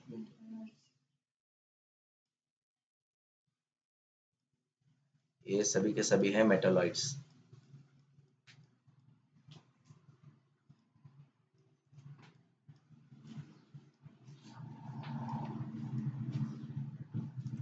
ये सभी के सभी क्या है?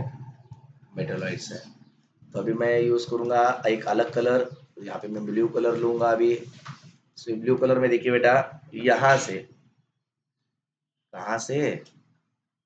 आपके गैलीनियम, टीन, बिस्मथ, लिबोरोनियम, यहाँ से आपका पूरा लेफ्ट होता है ये, यहाँ तक ये पूरा आपका लेफ्ट हो गया। तो ये जो लेफ्ट है, ये सभी के सभी क्या है बेटा आपके? ये सभी के सभी है नॉन मेटल। सॉरी सॉरी, गलती किया मैंने। ओके, गलती हो होता है यार। ओके, ये है मेटल्स, ये है क्या है बेटा? ये कहा जाता है मेटल्स। ये सभी के सभी आए हैं मेटल्स। अभी अभी अभी अभी अभी यहाँ से आपका कार्बन, फास्फोरस, सिलीनियम, आयोडीन, हाँ, रिबन, रेडन रेडन सॉरी रेडन, हाँ, ये सभी, ये यहाँ से यहाँ तक ये आपके बनाते हैं नॉन मेटल। क्या बनाएंगे?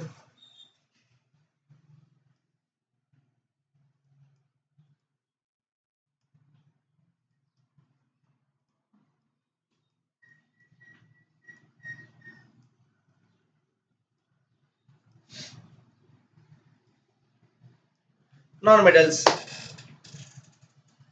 देखा, याद करा दिया ना? हाँ, क्या है हार्ड? बताओ यार, क्या है हार्ड? कुछ भी नहीं है। हाँ, सो कुछ जो जगह बचे थे, तो वो जगह 118 बॉक्सेस में से, थ्रू आउट द बॉक्सेस, कुछ जगह वहाँ पे एम्प्टी थे। वो एम्प्टी जगह में क्या किया गया, आप फर्दरली स्टडी करके जो नॉन एलिमेंट्स मिले, और जो केमिकल प्रॉपर्टीज, उनके atomic number, atomic masses, sorry atomic number, उनका इलेक्ट्रॉन कॉन्फ़िगरेशन सेल, ये सब पढ़ के उन्हें प्रॉपर्ली वहाँ पे प्लेस किया गया। और सभी आज जो भी जितने भी आपको ये 118 बॉक्सेस मिलते हैं मॉडर्न पीरियोडिक टेबल में, वो टोटली फुलफिल्ड है, एक भी ब्लैंक नहीं है। ओके, हाँ, तो याद रखो। कभी कभी बोर्ड में ये डायग्राम भी पूछते हैं बेटा, याद रखना होता है। हाँ, याद रख लो बेटा। हम्म, इसलिए मैंने कहा कि मॉडर्न पीरियोडिक टेबल का चार्ट बनाओ, और उसके कुछ प्रिंट्स निकालो, चार एक प्रिंट्स निकालो, और हर एक प्रिंट के ऊपर उसका कुछ तो अलग इंफॉर्मेशन वहाँ पे इंडिकेट करो। ओके, सो देखो बेटा, अभी हम पढ़ने वाले हैं modern periodic table and electronic configuration of elements. Okay, उसका इलेक्ट्रॉनिक कॉन्फ़िगरेशन मतलब उसके जो इलेक्ट्रॉन्स वगैरह हैं वो सब हम, और उनकी कैरेक्टरिस्टिक्स हम पढ़ने वाले हैं। So with in the period of neighbouring elements differ slightly with their properties, while distant elements differ widely with their properties. मतलब अभी फॉर एग्जांपल अभी ये लिथियम और आपका ये जो है हाइड्रोजन, इनके प्रॉपर्टीज नियर अबाउट सेम ही रहेंगे, हाँ। बट हाइड्रोजन और आपका ये जो ये लेंगे हम मर्क्यूरी, ओके, एच जी यहाँ पे दिख रहा है यारो, एच जी, एच जी और हाइड्रोजन, ये दोनों का प्रॉपर्टी एक दूसरे से दूर है, तो इनकी फिजिकल प्रॉपर्टीज, इनकी केमिकल प्रॉपर्टीज भी अलग अलग होंगे। जैसे वो नजदीक रहेगा उतना ही वो फिजिकल केमिकल प्रॉपर्टीज सेम दिखाएगा। ओके, इतना ही है।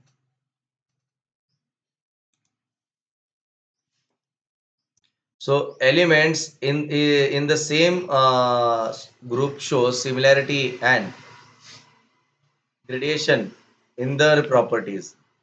These characteristics of the groups and periods in the modern periodic table are because of the electronic configuration of the elements. It is the electronic configuration of an element which decides the group and the periods which is to be placed. तो ये भी important है, इसको हम alloy करेंगे और यहां से आपको रेड कलर करना है।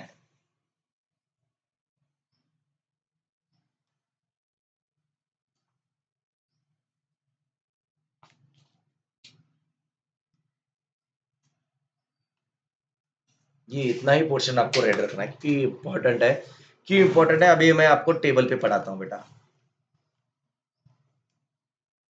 अभी देखो बेटा, ये एस ब्लॉक है, ओके, एस ब्लॉक का एक ग्रुप है, कितने ग्रुप है, 4 group, S P D F, S P D F. S group में जितने भी एलिमेंट्स होंगे, एस ग्रुप में जितने भी एलिमेंट्स होंगे वो सारे के सारे एलिमेंट्स क्या दिखाएंगे, सिमिलैरिटी दिखाएंगे। क्या दिखाएंगे, सिमिलैरिटी दिखाएंगे, सिमिलैरिटी दिखाएंगे, सिमिलैरिटी दिखाएंगे ही दिखाएंगे। बट आप डी ब्लॉक के साथ अगर एस ब्लॉक का कंपेयर करोगे तो उनकी फिजिकल प्रॉपर्टी, उनका केमिकल प्रॉपर्टी वो अलग होगा, वो सेम नहीं होगा। एस ब्लॉक का जो एलिमेंट्स, जितने भी एलिमेंट्स है दो ग्रुप में, first group second group, first group second group में जितने भी आपके जो ब्लॉक है, ये ब्लॉक में ये दो आपको कॉलम मिलते हैं, दो ग्रुप मिलते हैं वो, और आपके जो डी ब्लॉक के थर्ड से 12 तक, थर्ड से लेके 12 तक जो आपके ग्रुप मिलते हैं, ब्लॉक मिलते हैं, ग्रुप मिलते हैं, थर्ड से 12 तक ये जो ग्रुप है डी ब्लॉक के, उनके फिजिकल और केमिकल प्रॉपर्टीज ये दोनों भी अलग अलग है, ये याद रख लो, ठीक है। वो सिमिलर नहीं दिखाएंगे। तो यहाँ पे एक इंपॉर्टेंट पॉइंट है बेटा, आपको ये भी याद रखना है, क्या है, characteristics of groups and periods. Okay, क्या कैरेक्टरिस्टिक्स है ग्रुप और पीरियड्स में। So the characteristics of the groups and the periods of in the modern periodic table are understood by the comparison of the properties of elements. Okay, तो ये किस basis पे study किया जाता है ग्रुप और पीरियड्स को पीरियोडिक टेबल में। So comparison by the properties of elements, हर एक एलिमेंट का जो प्रॉपर्टी है, उसका फिजिकल प्रॉपर्टी क्या है, उसका केमिकल प्रॉपर्टी क्या है, उसके ऊपर उसे उस ग्रुप्स और पीरियड्स में रखा जाता है। हाँ, पीरियड्स मतलब रोज, ग्रुप्स मतलब vertical columns. Various properties of elements in A group shows similarity and gradation. तो कुछ कुछ प्रॉपर्टीज है एलिमेंट्स की जो अलग अलग ग्रुप में होते हुए भी वो सिमिलर ग्रेडिएशन, सिमिलरिटी उनमें दिखाया जाता है। ओके, स्लाइटली ग्रेडिएशन चेंज होता है बट सिमिलरिटी होती है। However, the properties of the element change slowly while going one end to other end. जैसे ही आप एक एंड से, हाइड्रोजन से लेके आप जैसे ही पी ब्लॉक तक आओगे, उसके लास्ट एलिमेंट तक आप जाओगे, तो उसके लास्ट एलिमेंट तक आपको क्या दिखेगा बेटा, क्या दिखेगा आपको, चेंज दिखेगा ही दिखेगा, और ये स्लो चेंज है, फास्ट रैपिडली चेंज दिखता नहीं है। ओके,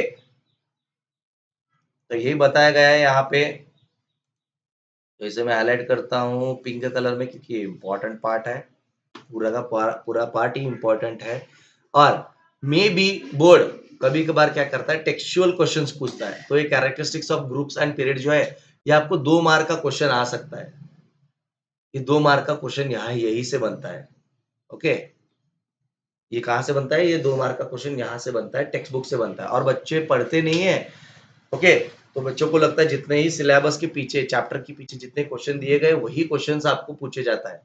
तो आप क्या करते हो? वो पढ़ते नहीं हो, और जब बोर्ड ऐसा क्वेश्चन आपको देता है तो आप बोलते हो कि सर ये आउट ऑफ सिलेबस है, हमने तो देखा ही नहीं है, पढ़ा ही नहीं है। अरे बेटा है, तूने पढ़ा नहीं है, तूने पढ़ा नहीं इसलिए ये होता ही नहीं है, ऐसा नहीं है बेटा, तो तू टेक्स्ट बुक पढ़। इसलिए मैंने पिछली बार भी बोला, आप गाइड जितना प्रेफर करोगे, आप कभी भी जितना पब्लिकेशन प्रेफर करोगे, उसमें शॉर्ट ही इन्फॉर्मेशन मिलेगा, पूरा इन्फॉर्मेशन नहीं मिलेगा। टेक्स्ट बुक क्यों दिया जाता है गवर्नमेंट की तरफ से? कि आप पूरा का पूरा चीज पढ़ो। आपको गाइड और जो नोट्स मिलते हैं ना, वो आपके दिमाग को हेल्प करता है, बूस्ट करता है पढ़ाई में हेल्प करने के लिए।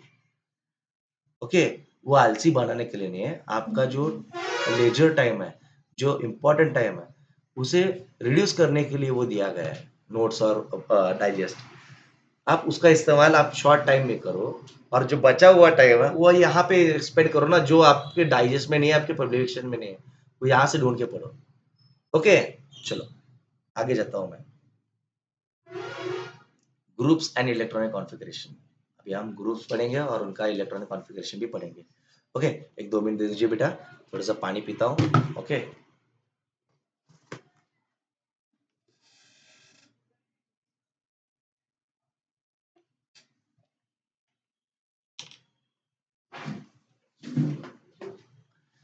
Okay, groups and electronic configuration. देखिए बेटा, यहाँ पे हम देखेंगे, ऊपर मैंने डायग्राम बनाया था ना, न्यूक्लियस, हाँ, उसके बाजू में सेल बनाया था, इलेक्ट्रॉन्स दिखाया था आपको, 12 वगैरह ऐसे लिखा था, तो याद है? अगर याद नहीं तो वापस बैक करके देख लीजिए। So you will find that the number of the valence electrons in valence electron, valence मतलब एक वैलेंस मतलब होता है एक शेल, ऑर्बिट मैंने बताया था, तो उसको वैलेंस भी बोला जाता है। तो उसके अंदर होते हैं इलेक्ट्रॉन्स, उसके अंदर क्या होते हैं? इलेक्ट्रॉन्स होते हैं। क्या होते हैं? इलेक्ट्रॉन्स। फॉर एग्जाम्पल हमने पिछले साल में देखा था 9th में, कि ये सेंटर पोर्शन में, ओके, ये सेंटर पोर्शन जो होता है वो आपका होता है न्यूक्लियस का, जहाँ पे आपके होते हैं प्रोटॉन्स और न्यूट्रॉन्स, करेक्ट है? उसके आजू बाजू में होते हैं अलग अलग shells, configuration shells, valency shells भी बोला जाता है, ऑर्बिट बोला जाता है, शेल बोला जाता है। इसके अंदर होते हैं इलेक्ट्रॉन्स। ये इलेक्ट्रॉन्स कितने फर्स्ट शेल में होंगे? 2। बाद में कितने होंगे? 8। फिर बाद में कितने होंगे? 16।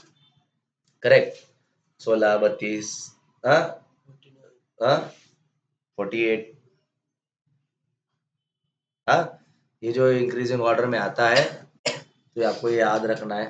हाँ, तो इसका सिंपल फॉर्मूला बेटा मैं आपको दिखाता हूँ, यहाँ पे वापस आप भूल गए होंगे, तो ये याद रख लो बेटा। ये होता है नंबर, नंबर 1 मैंने लिखा है 1। ओके, तो 1 का मीनिंग है ये शेल है। Okay, shell into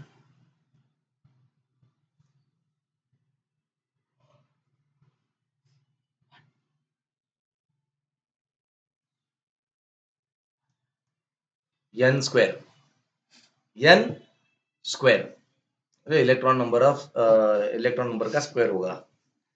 okay, sorry, ये स्क्वायर होगा 1 का स्क्वायर, तो सेकेंड स्केल में क्या होगा? 2 का स्क्वायर। Okay, into 2। ओके, 2 का स्क्वायर 4, 4 का स्क्वायर 4 इंटू 2 टू ज़ा 4, 4 टू ज़ा 8। ओके, तो 1 में कितना होगा? यहाँ पे स्टार्टिंग में 2। ओके, तो अभी मैं इसे एरेज करता हूँ, ये अभी आपको याद हो गया, यहाँ पे मैं अभी डायरेक्ट 2 लिखता हूँ। 1 का स्क्वायर 1 इंटू 2, तो पहले सेल में कितने इलेक्ट्रॉन्स हैं? 2। दूसरे में कितने हैं? 8। तो यहाँ पे तीसरा स्क्वायर 3 का square, third row, third shell into 2। यहाँ पे कितना होगा? 3 का स्क्वायर क्या है बेटा? 9, और 9 का 9 इंटू 2 18, तो यहाँ पे 18 है। समझ में आ रहा है? ये ऐसे होता है बेटा, ये फॉर्मूला है। तो इसे इसे हम कहेंगे, ये 2 तो आपका इलेक्ट्रॉन फिक्स है, into n square, n square. Okay, ऐसा आपको ये फॉर्मूला है, आपको ये याद रखना है। हाँ, ठीक है बेटा, चलो आगे पढ़ते हैं बेटा अभी।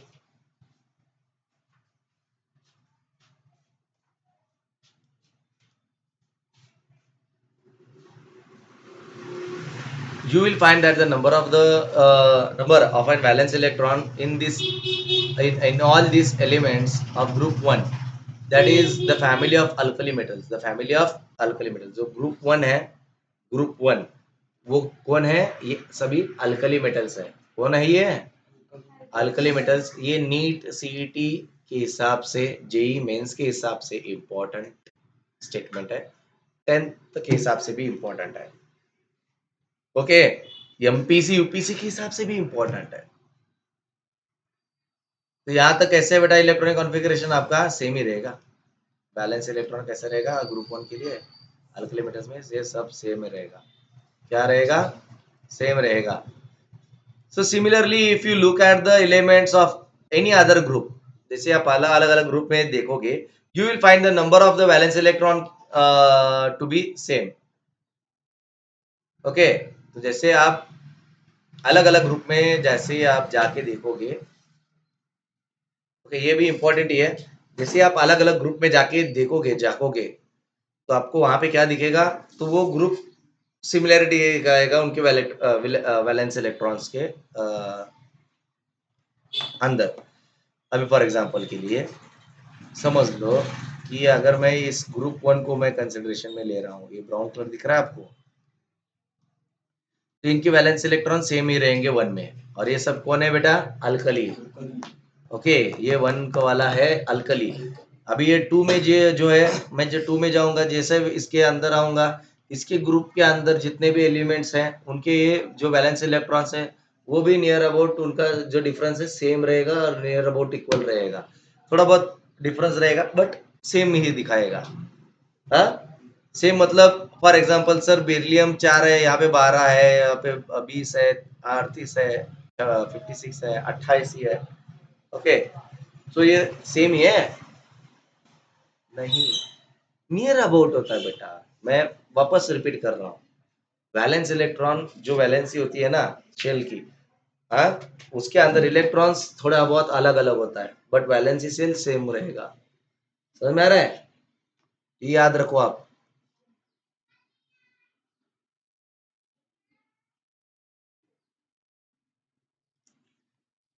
For example elements of beryllium and magnesium calcium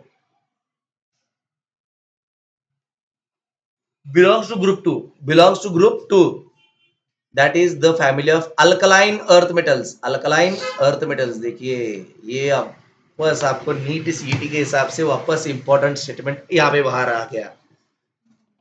okay, क्या है? बेरिलियम, मैग्नीशियम और कैल्शियम, ये जो ग्रुप 2 में आ रहा है, देखो ये अभी यहाँ पे दिख रहा है ना आपको, ये वाला, यहाँ पे देखो कौन सा कलर, कौन सा कलर, काला लेता हूँ। ये आपका बेरिलियम, ये आपका मैग्नीशियम, ये आपका कैल्शियम, ये सभी के सभी क्या है, ये पूरा नीचे स्ट्रोंशियम, बेरिलियम, रेडियम, ये सभी के सभी, ओके ये सभी के सभी कौन से हैं? ये सभी के सभी को किस फैमिली में आते हैं? Family of alkaline earth metals, family of alkaline earth metals में आते ही है। समझ में आ रहा है? So there are 2 electrons in their outermost shell. इनके हर एक आउटर मोस्ट शेल जो रहेगा, फॉर एग्जांपल के लिए देखिए यहाँ पे मैं एक इमेज बना रहा हूँ, ये आपका हो गया प्रोटॉन, न्यूट्रॉन, हाँ, न्यूक्लियस भी कहा जाता है। ये आपका एक इलेक्ट्रॉन वाले वैलेंसी सेल हो गया, दूसरा वैलेंसी सेल हो गया, ये तीसरा वैलेंसी सेल हो गया, फॉर एग्जांपल के लिए हम ले रहे हैं। तो इसमें जो आउटर मोस्ट सेल है, तो यहाँ पे इलेक्ट्रॉन कितना रहेगा बेटा? 2 ही रहेंगे। कितने रहेंगे? यहाँ पे 2, यहाँ पे 18, यहाँ पे 8 और यहाँ पे 18 होना चाहिए ये लास्ट सेल में, बट यहाँ पे कितने हैं? 2 ही है। तो ये याद रखो, इंपॉर्टेंट स्टेटमेंट यहाँ पे आपको दिया गया है। Okay, so there are only 2 electrons in the outermost shell. उनके आउटर मोस्ट शेल में कितने इलेक्ट्रॉन्स होते हैं बाबा? लास्ट में सिर्फ 2 ही होते हैं। ये भी इंपॉर्टेंट है, ये भी आपको याद रखना है. So similarly, there are 7 electrons in the outermost shell, such of the elements such as chlorine from group 17. That is the family of halogens. So बेटा यहाँ पे जो फ्लोरीन क्लोरीन है, जो ग्रुप 17 में आते हैं, उनके आउटरमोस्ट शेल में कितने इलेक्ट्रॉन्स हैं? 7 इलेक्ट्रॉन. जैसे अभी यहाँ पे हमने देखा यहाँ पे बस 2 ही है, तो उनके आउटरमोस्ट इलेक्ट्रॉन में कितने हैं? 7 है. ओके, मतलब वो इनकम्प्लीट है. यहाँ पे कितने चाहिए आउटरमोस्ट शेल में? थर्ड में 18. तो फॉर एग्जांपल के लिए समझ लेते हैं यहाँ पे 7 ही है, तो ये कंप्लीट है क्या? नहीं है, ये इनकम्प्लीट है, ऐसे याद रखना है. और ये किस फैमिली में बिलोंग करते हैं? ग्रुप 17. ग्रुप 17 किस फैमिली को बिलोंग करता है? ग्रुप 17 किस फैमिली को बिलोंग करता है? So it belongs to halogen group. Halogens के अंदर आते हैं ये. while going from top within any group, while going from top to bottom, ऊपर से जैसे नीचे आओगे किसी भी ग्रुप से, one electron shell gets added at a time.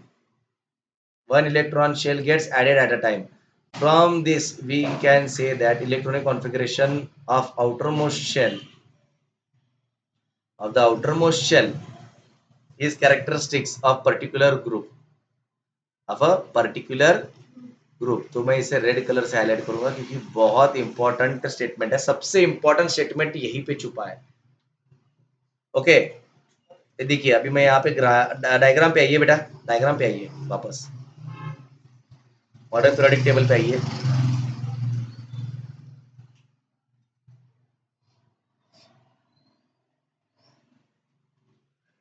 समझ लो बेटा, ये जो बेरिलियम है, ये एक ग्रुप ले रहे हैं एग्जांपल के लिए. सभी ग्रुप में ऐसे ही होता है. हाँ, ये 1 2 3 4 5 6 7 8 9 10 11 12 13 14 15 16 17 18. ये 18 के 18 ग्रुप्स हो गए वर्टिकली. ओके, सो अभी हम देख रहे हैं सेकेंड ग्रुप. तो ये सेकेंड ग्रुप में अगर ये बेरिलियम देखेंगे तो बेरिलियम में समझो फॉर एग्जांपल के लिए 3 आउटर मोस्ट शेल है. तो मैग्नीशियम में क्या होगा? एक शेल बढ़ेगा, उसके नीचे और एक शेल बढ़ेगा, इसके नीचे जैसे जाओगे और एक शेल बढ़ेगा, और इसके नीचे आओगे और एक शेल बढ़ेगा, और एक नीचे आओगे तो और एक शेल बढ़ेगा. ओके, तो ऐसे उन्होंने कहा है स्टेटमेंट. आप वापस देखिए from top to bottom in any group one one. देखिए मैं ऐसे हाईलाइट करता हूं. One electronic shell gets added at a time. हाँ, किसी भी ग्रुप में आप जाओगे टॉप टू बॉटम, हाँ, तो एक इलेक्ट्रॉनिक कॉन्फ़िगरेशन बढ़ेगा. देखिए सॉरी, मैं मेरा स्टेटमेंट करेक्ट करता हूँ बेटा, वापस से. देखिए बेटा, अगर मैं एस ब्लॉक के फर्स्ट ग्रुप से सेकेंड ग्रुप में शिफ्ट हो रहा हूं, तो फॉर एग्जांपल ये फर्स्ट ग्रुप में है 3 वैलेंसी सेल, ये ऐसे, ये 1, ये 2, ये 3. सो ऐसे 3 वैलेंसी सेल है. ओके, तो यहाँ पे कितना वैलेंसी सेल होगा इसके ग्रुप में? 4. यहाँ पे होगा 4. तो ये हाइड्रोजन से लेके यहाँ तक, ये एंड तक, 7th रो तक, ये कितना दिखाएगा? ये 3 ही दिखाएगा. बट जैसे आप सेकेंड ग्रुप में आओगे, ये यहाँ से 4 चालू हो जाएगा, तो यहाँ तक 4 ही रहेगा. और और जैसे ही हम यहां से आगे जाएंगे थर्ड में जाएंगे, तो यहाँ पे क्या है ना बेटा, हमने भी देखा था पहले पी ब्लॉक, एस ब्लॉक, फिर बाद में आया था पी ब्लॉक, फिर बाद में आएगा डी ब्लॉक, बाद में आएगा आपका एफ ब्लॉक. ओके, ये याद रखो. हाँ, सीक्वेंस ब्लॉक का सीक्वेंस में ग्रुप में कंफ्यूजन करना नहीं है. आप जैसे सीक्वेंशियल ग्रुप के हिसाब से जाओगे तो वो जो उसका आउटर मोस्ट इलेक्ट्रॉन शेल है, तो वो उसके ग्रुप के हिसाब से बढ़ेगा, ना कि उसके ब्लॉक के हिसाब से. वो ब्लॉक के सीक्वेंस को फॉलो नहीं करेगा, वो किसको फॉलो करेगा? वो ग्रुप को फॉलो करेगा. समझ में आ रहा है? हाँ, वो ग्रुप को फॉलो करेगा 1 2 3 4 5 6 7 8 9 10 11 12 13 14 15 16 17 18 यही सीक्वेंस फॉलो करेगा, वो ब्लॉक को फॉलो नहीं करेगा। मतलब यस का आपका हो गया 1 और 2 ग्रुप, बराबर है, और पी का हो गया 13 से 18 ग्रुप, बराबर है। तो 1 और 2 होने के बाद डायरेक्ट वो 18 में जाए 13 में जाएगा नहीं, पांचवा इलेक्ट्रॉनिक शेल बनाने के लिए। वो कहां पे आएगा, वो थर्ड ग्रुप में ही आएगा, आपके डी ब्लॉक में ही आएगा, और वहां से वो बनाएगा। क्लियर हो रहा है जी। However we go down a group, the number of the shell goes increasing। देखिए however जैसे ही हम क्या करेंगे, आगे जाएंगे तो आपको जो शेल है वो बढ़ता हुआ दिखाई जाएगा, दिखा जाएगा। ठीक है बेटा, हाईलाइट करता हूँ।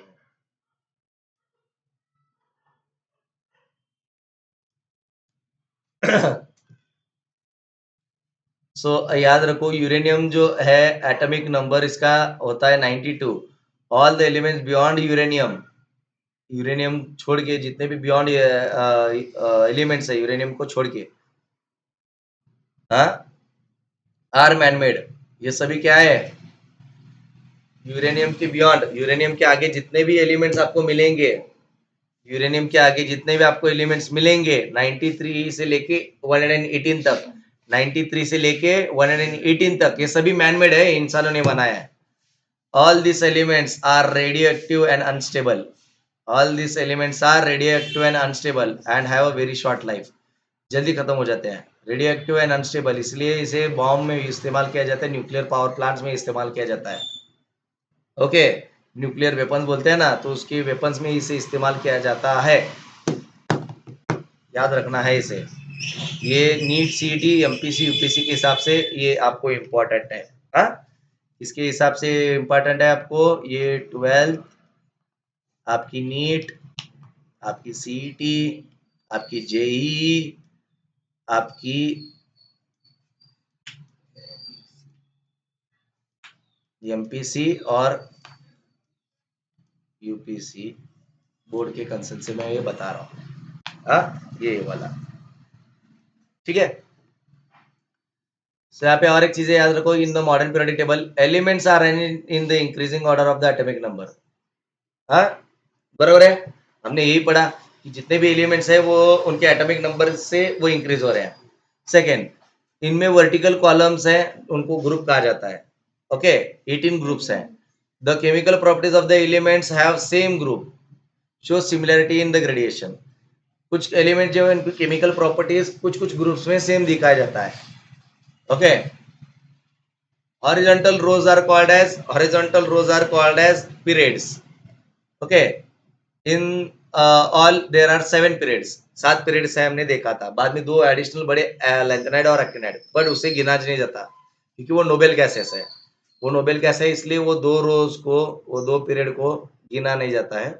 बस ये ऊपर के जो yes P D, yes P D, okay, yes D P, जैसे आपको याद रखना है वैसे याद रखो। हाँ, तो ऐसे ही आपको इसके अंदर 7 रोज है, 7 पीरियड्स है, आपको यही याद रखना है। The properties of the elements changes slowly from one end to other end in a period। Okay, तो इनकी जो प्रॉपर्टीज है, यहाँ से लेके जैसे आप यहाँ पे जाओगे तो ये जो प्रॉपर्टी है इनकी एलिमेंट्स की वो स्लो होती जाएगी। हाँ, ये आपको याद रखना है। यहाँ तक कोई डाउट है बेटा? हाँ, यहाँ तक कोई डाउट है? नहीं, तो यहाँ से हम आगे पढ़ेंगे कल के लेक्चर में, तो प्रॉपरली कल मिलेंगे। अगर आपको कोई डाउट है तो कमेंट बॉक्स में जाइए, वहाँ पे आप मुझे आपका क्वेश्चन डाल सकते हैं। मैं जैसे ही आप मुझे टाइम मिलेगा आपके क्वेश्चंस को मैं आंसर देने का, रिप्लाई करने का पूरा प्रयास करूंगा बेटा। और आपको अगर आप हमारा चैनल, आपका चैनल, हमारा चैनल ओके, आपको अच्छा लगता है तो बेटा प्लीज बेटा शेयर कीजिए, या अदर बच्चों को भी इंफॉर्मेशन आपको अच्छा लगता है तो उन बच्चों को तक भी अपने चैनल को पहुंचाइए। प्लीज रिक्वेस्ट है, नया हूँ इस प्लेटफॉर्म पे, सो पढ़ाने में मैं पुराना हूँ बट चैनल में नया हूँ बेटा, सो प्लीज आपकी सपोर्ट की बहुत ज़रूरत है मुझे। सो आप अपने चैनल को लाइक कीजिए, शेयर कीजिए, सब्सक्राइब भी कीजिए और बेल नोटिफिकेशन को प्रेस करना ना भूलिए। ओके, सो ताकि हमारे जो भी आप नए अपकमिंग वीडियोस हैं तक पहले आपको नोटिफिकेशन पहुंचा जाए। ओके, इसलिए आपको सब्सक्राइब करना और बेल नोटिफिकेशन आपको प्रेस करना है। ओके, सो मिलते हैं नेक्स्ट लेक्चर में, तब तक पढ़ाई कीजिए बेटा और रिवीजन कीजिए। Okay, bye.